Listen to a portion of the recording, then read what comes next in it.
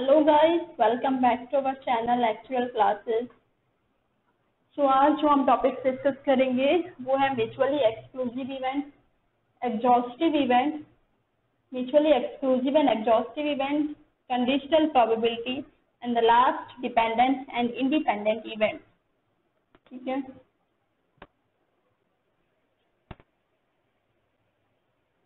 तो mutually exclusive events क्या होते हैं कि जैसे कि हमने लास्ट वीडियो में डिस्कस किया था कि म्यूचुअली एक्सक्लूसिव इवेंट्स वो इवेंट्स होते हैं जिसमें कुछ भी कॉमन ना हो, तो उनको हम क्या बोलेंगे, म्यूचुअली एक्सक्लूसिव इवेंट। ठीक है, so let's suppose this is A and this is B. तो इन दोनों में कुछ भी कॉमन नहीं होना चाहिए। जैसे कि यहाँ पर कॉमन है तो ये एक म्यूचुअली एक्सक्लूसिव इवेंट नहीं होगा। तो अब नेक्स्ट देखते हैं इसमें म्यूचुअली एक्सक्लूसिव इवेंट में लेट्स सपोज दिस इज ए और दिस इज बी, तो इन दोनों में कुछ भी कॉमन नहीं है, तो इनको हम बोलेंगे म्यूचुअली एक्सक्लूसिव इवेंट। ठीक है,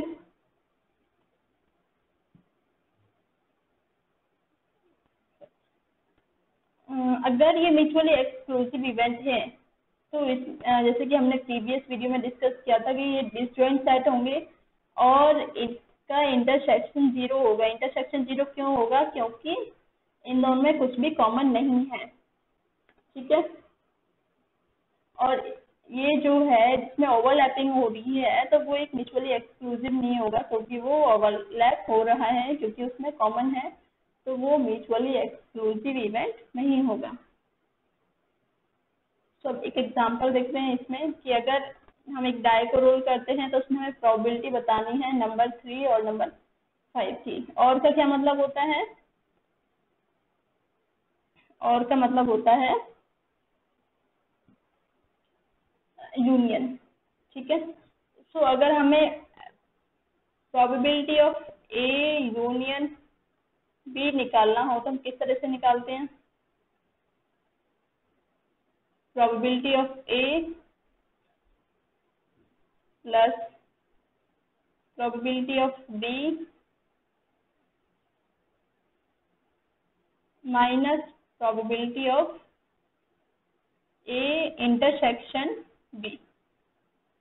ठीक है, तो यहाँ पर प्रोबेबिलिटी ऑफ ए अगर हम निकालेंगे तो किस तरह से निकालेंगे? Number of favourable outcomes divided by total number of outcomes, क्योंकि यहाँ पर सैंपल स्पेस हमारा है 1 2 3 4 5 6, ये सैंपल स्पेस बनेगा अगर हम एक डाई को रोल करते हैं। ठीक है, तो इसमें अगर हम किसी भी नंबर का प्रोबेबिलिटी निकालें तो क्या होगी? 1/6, क्योंकि यहाँ पे सारे नंबर 1 टाइम रिपीट हो रहे हैं। ठीक है, तो किसी भी नंबर की आप प्रोबेबिलिटी निकालोगे तो वो 1/6 ही होगी। 1 की निकालोगे, प्रोबेबिलिटी ऑफ 1 निकालोगे तो वो भी 1/6 होगी। Number of favourable outcome divided by total number of outcome. ठीक है, और 2 की प्रोबेबिलिटी निकालोगे तो वो भी आपकी 1/6 होगी। यहाँ पे 2 1 टाइम रिपीट हो रहा है, 1 टाइम फेवरेबल आउटकम है और divided by total number of outcome. ठीक है, ठीक है, प्रोबेबिलिटी निकालोगे तो वो भी 1/6 होगी। Favourable outcome 1 divided by total number of outcome 6।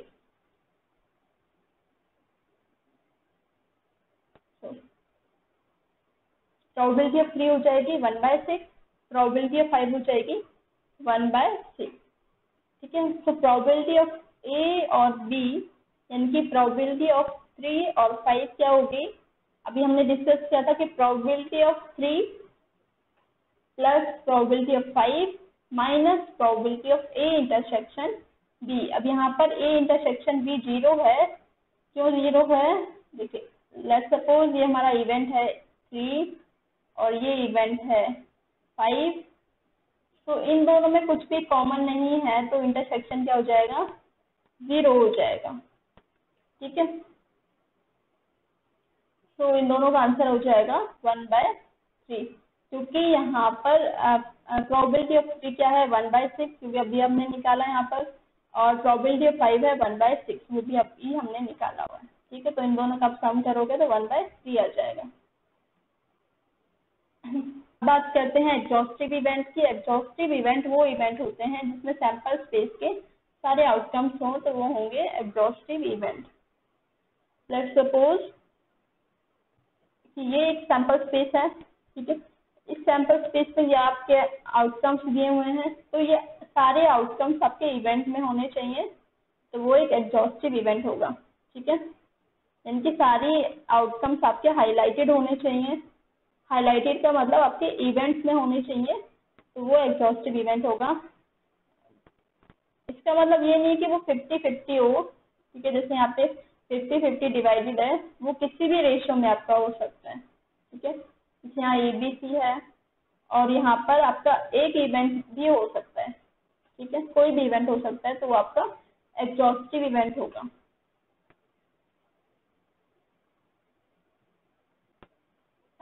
Example देखते हैं। ये एक सैंपल स्पेस है। जब हम एक 2 डाइस को रोल करते हैं तो उसमें सैंपल स्पेस यही बनता है, ठीक है। ए इवेंट है यहाँ पर probability of sum less than 11 और बी इवेंट है यहाँ पर प्रोबेबिलिटी एटलीस्ट 1/6, ठीक है। So probability of less than 11 क्या हो जाएगा कि जिसमें सम जो है वो लेस देन हो, तो ये जो इवेंट्स होंगे, ये इवेंट्स होंगे सारे प्रोबेबिलिटी ऑफ लेस देन 11 का, ठीक है। यानी कि ये वाले इवेंट, ये ऊपर जो भी है, ये इवेंट्स होंगे आपके प्रोबेबिलिटी लेस देन 11 का। यानी कि टोटल आपके आउटकम्स कितने हैं? 36। 2 डाइस को रोल करने पे कितने आउटकम्स बनते हैं? 36 बनते हैं ना। तो 36 - 3 हो जाएगा 33।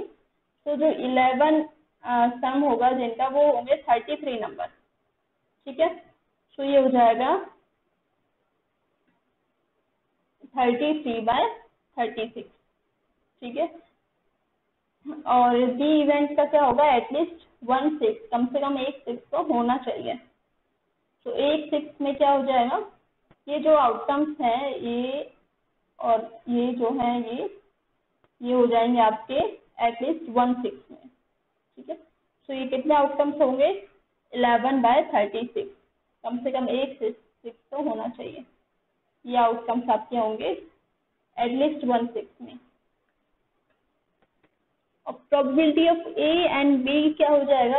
ए एंड बी, एंड का क्या मतलब होता है? इंटरसेक्शन, ठीक है। ए और बी में क्या हो जाएगा? जो भी आपके आउटकम्स कॉमन हैं वो हो जाएंगे आपके ए एंड बी में, ठीक है। ये आपके कॉमन आउटकम्स हैं, तो ये हो जाएंगे ए एंड बी में। तो टोटल 8 आउटकम्स हैं divided by 36, A and B हो जाएगा 8/36। और ए और बी का फॉर्मूला अभी हमने देखा था कि प्रोबेबिलिटी ऑफ ए और बी निकालते हैं, और का मतलब यूनियन।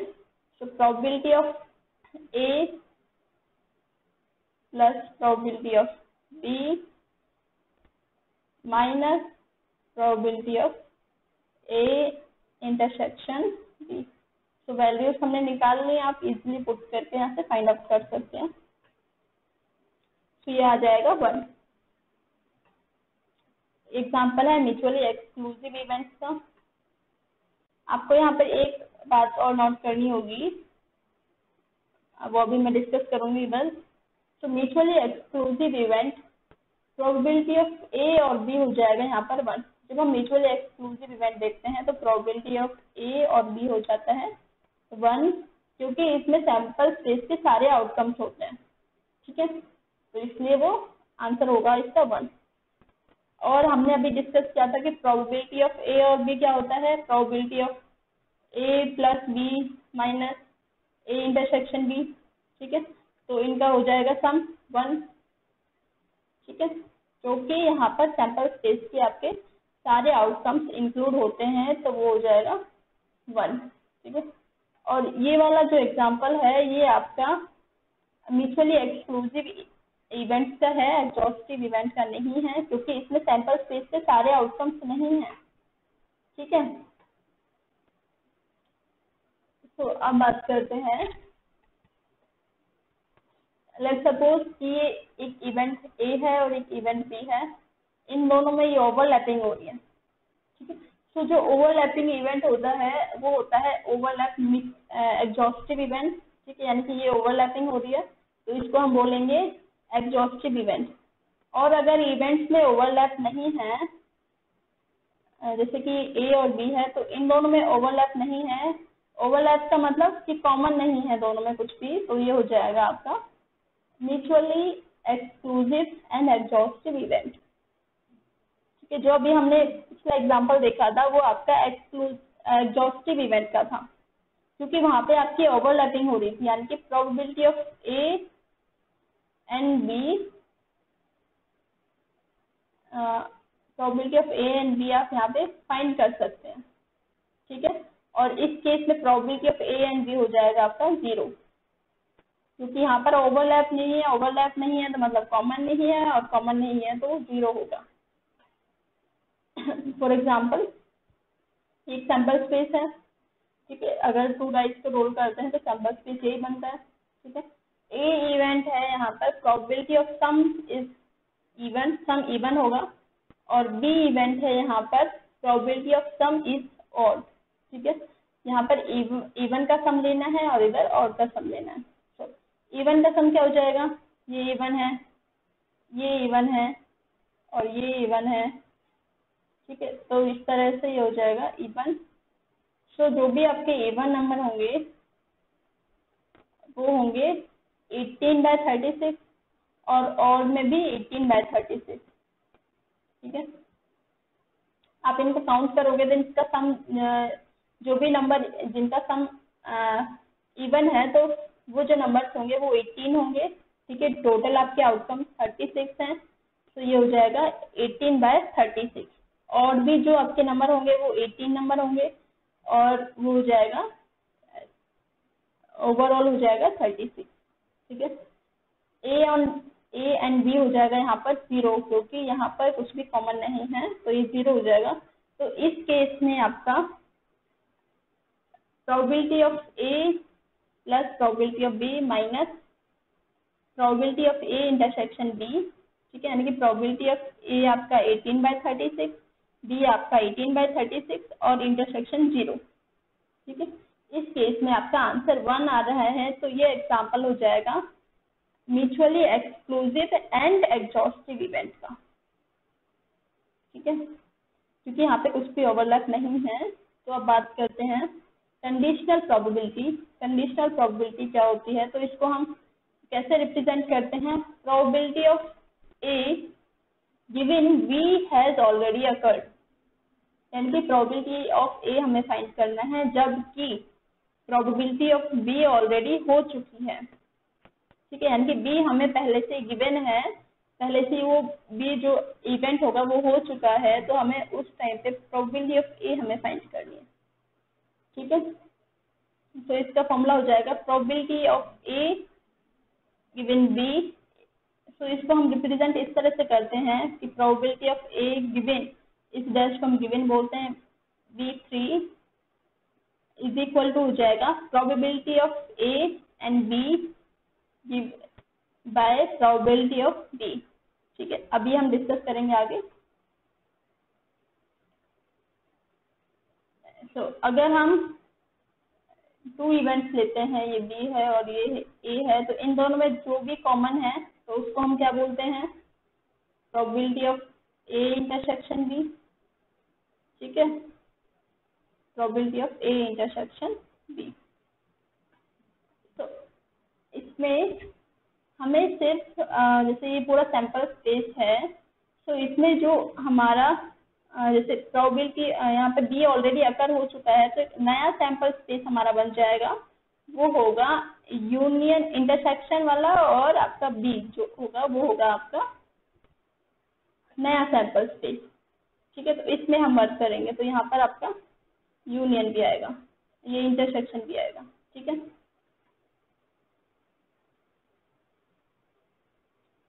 फॉर एग्जाम्पल ये आपके इवेंट है ए और बी, इसमें A suppose A for Apple, तो 40 बच्चे हैं जिन्होंने एप्पल खाए हैं, एप्पल पसंद किए हैं, और 20 स्टूडेंट्स हैं जिन्होंने एप्पल, और बी फॉर बनाना, जिन स्टूडेंट्स ने एप्पल भी पसंद किए हैं और बनाना भी पसंद किए हैं, तो वो 20 स्टूडेंट्स हैं। और बी हम रिप्रेजेंट कर देते हैं कि वो 30 स्टूडेंट्स हैं जिन्होंने बनाना पसंद किया। ठीक है, तो इसमें क्योंकि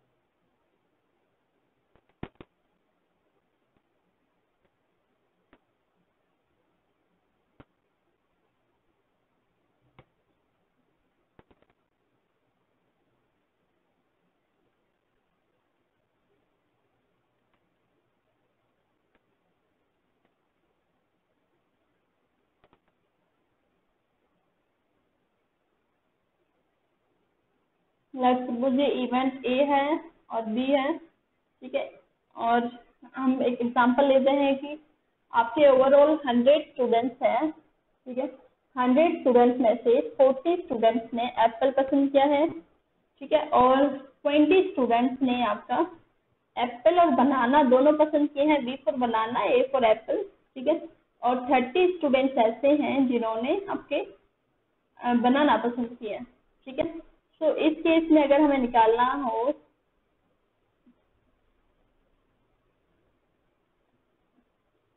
तो इस केस में कंडीशन है कि आपका बी ऑलरेडी अकर हो चुका है। तो इस केस में आपकी एक कंडीशन है कि बी ऑलरेडी अकर है। तो इसमें हम एक जैसे एक ये सैंपल स्पेस है, इसके अलावा हम एक और सैंपल स्पेस बनाएंगे जो बी ऑलरेडी अकर हो चुका है। ठीक है, तो वो हो जाएगा आपका एक नया सैंपल स्पेस। तो उसमें आपका probability of A intersection B भी होगा और प्रोबेबिलिटी ऑफ ए होगा। तभी तो इसका फॉर्मूला होता है कि probability of A intersection B divided by B. ठीक है, क्योंकि हमारा एक नया सैंपल स्पेस बनता है और वो होता है जो आपका एलिमेंट जो भी आपका इवेंट होगा अकर हो चुका होगा वो होगा आपका नया सैंपल स्पेस। ठीक है, तो उस पर हम बात करेंगे इसमें। तो अभी जैसे कि मैंने डिस्कस किया था कि 20 स्टूडेंट्स ऐसे हैं जिन्होंने एप्पल भी पसंद किया और बनाना पसंद किया, और 30 स्टूडेंट्स ऐसे हैं जिन्होंने सिर्फ बनाना पसंद किया। ठीक है, तो इसमें प्रोबेबिलिटी ऑफ बी क्या हो जाएगा 30/100, क्योंकि आपके ओवरऑल ऑफ स्टूडेंट्स कितने हैं 100 स्टूडेंट्स हैं। तो ये हो जाएगा 0.3। और probability of A and B, and का मतलब इंटरसेक्शन, तो probability of A and B हो जाएगा आपका 20/100, ये हो जाएगा 0.2। और यहाँ पर probability of A given B, यानी कि बी ऑलरेडी अकर हो चुका है, तो हमने एक बी को नया सैंपल स्पेस बनाया, तो उसमें क्या फॉर्मूला हो जाएगा इंटरसेक्शन डिवाइडेड बाय बी की प्रोबेबिलिटी। ठीक है, probability of A and B divided by probability of B, तो ये हो जाएगा आपका 0.67। अब नेक्स्ट डिस्कस करते हैं इंडिपेंडेंट इवेंट। इंडिपेंडेंट इवेंट क्या होते हैं, लेट्स सपोज कि हम एक कॉइन को फ्लिप करेंगे। इधर फर्स्ट इवेंट जो होगा आपका एक कॉइन फ्लिप करने का होगा, और सेकंड इवेंट क्या होगा आपका डाई को एक रोल करने का होगा। ठीक है, तो ये दोनों इंडिपेंडेंट इवेंट है क्योंकि इन दोनों में आपका कोई भी आउटकम किसी दूसरे इवेंट को इफेक्ट नहीं कर रहा है। मतलब अगर हम एक कॉइन को फ्लिप करते हैं तो हेड आने की प्रोबेबिलिटी जो होगी वो आपकी डाई को इफेक्ट नहीं करेगी। ठीक है, रोलिंग ए डाई में आपको इफेक्ट नहीं करेगी। तो ये हो जाएगा आपका इंडिपेंडेंट इवेंट। इंडिपेंडेंट इवेंट का फॉर्मूला होता है कि probability of A and B is equal to probability of A and into D. ठीक है, एंड का मतलब क्या होता है इंटरसेक्शन, तो probability of A intersection B is equal to probability of A into probability of B. यहाँ पर प्रोबेबिलिटी भी आएगा। ठीक है, ये इंटू है और ये प्रोबेबिलिटी भी आएगा इधर। तो यहाँ पर एक हम देखते हैं कि probability of A given B is equal to probability of A कब होगा। क्या किसी को पता है कि probability of A given B is equal to probability of A कब होगा, यानी कि कंडीशनल प्रोबेबिलिटी आपके अनकंडीशनल प्रोबेबिलिटी के इक्वल कब होगी।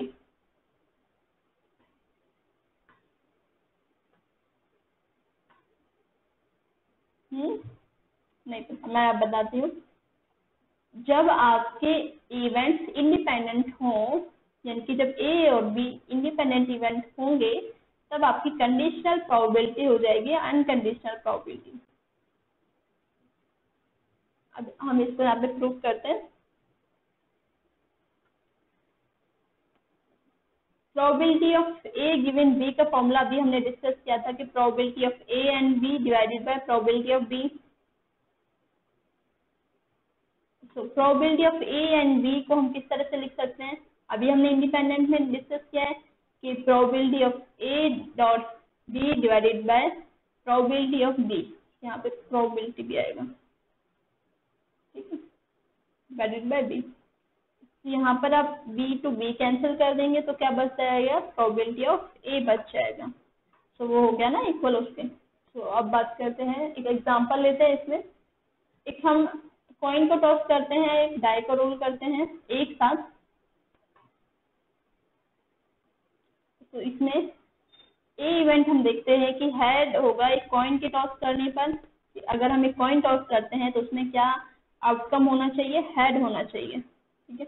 और अगर हम बी इवेंट लेते हैं कि डाई को रोल करने पर इवन नंबर होना चाहिए, ठीक है। तो यहाँ पर सैंपल स्पेस क्या बनेगा, हम दोनों को एक साथ अगर हम टॉस करेंगे, रोल करेंगे डाई को और कॉइन को, तो यहाँ पर सैंपल स्पेस क्या बनेगा, दोनों का सैंपल स्पेस बनेगा। एक सैंपल स्पेस होगा आपका head 1, head 2, head 3, head 4, head 5 और हेड 6, ठीक है, H1, H2, H3, H4, H5, H6, ठीक है। और एक इवेंट होगा यहाँ पर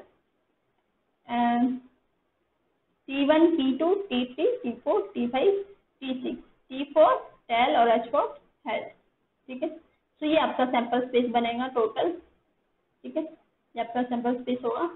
तो यहाँ पर अगर हम ए इवेंट देखते हैं तो ए का एक अलग सैंपल स्पेस होगा, ठीक है। तो वो क्या होगा, ए हो जाएगा, क्योंकि अगर हम हेड देखते हैं तो हेड कहाँ पर आता है, इसमें हेड है, सिर्फ हेड होना चाहिए। कॉइन को टॉस करने पर हेड कब हो सकता है, जब आपका ए हो नंबर।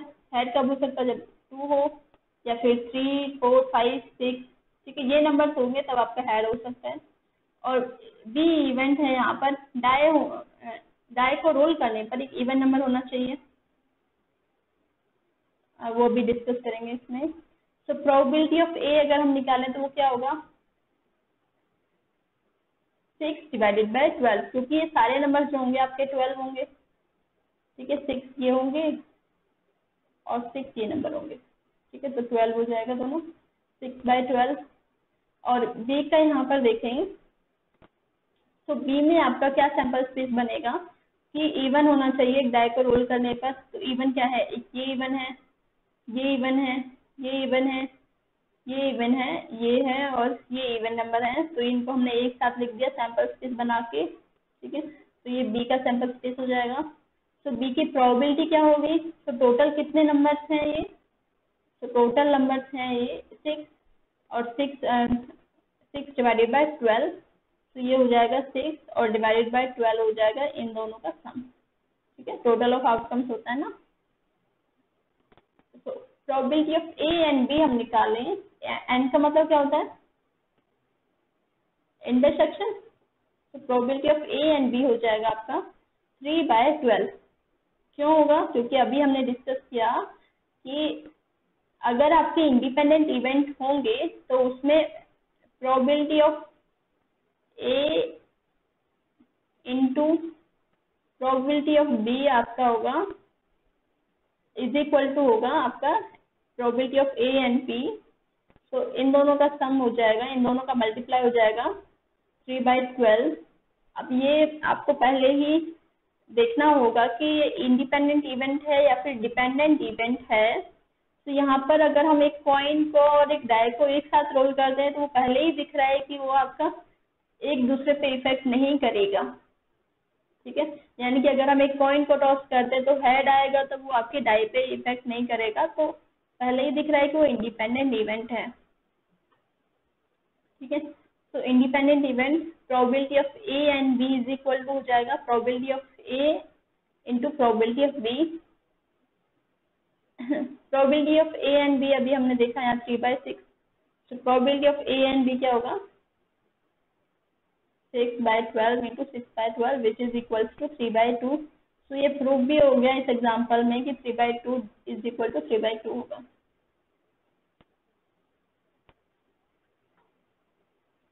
सब आज के लिए बस इतना ही। Thank you so much for watching this video. Subscribe to our channel, hit the bell icon, like, comment and share. Thank you again all.